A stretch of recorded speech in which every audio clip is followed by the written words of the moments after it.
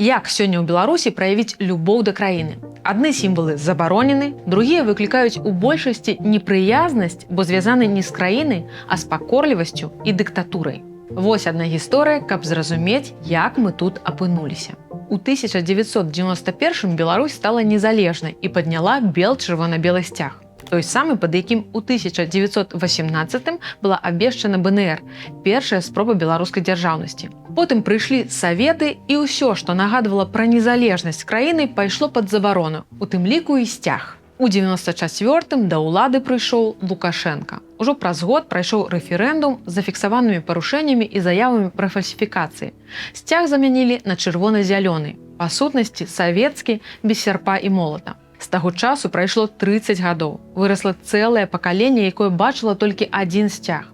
І атрымліваецца, што сцяг і герб, сімвалы, якія павінны аб'ядноўваць нацыю, раздзяляюць яе ўжо 3 дзесяцігоддзі.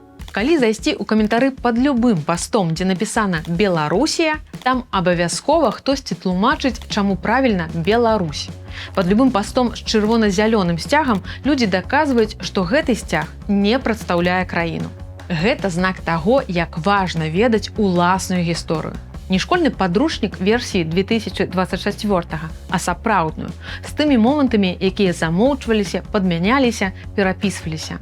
Цікаўцеся спрэчнымі старонкамі беларускай гісторыі. Задавайце пытанні, шукайце адказы.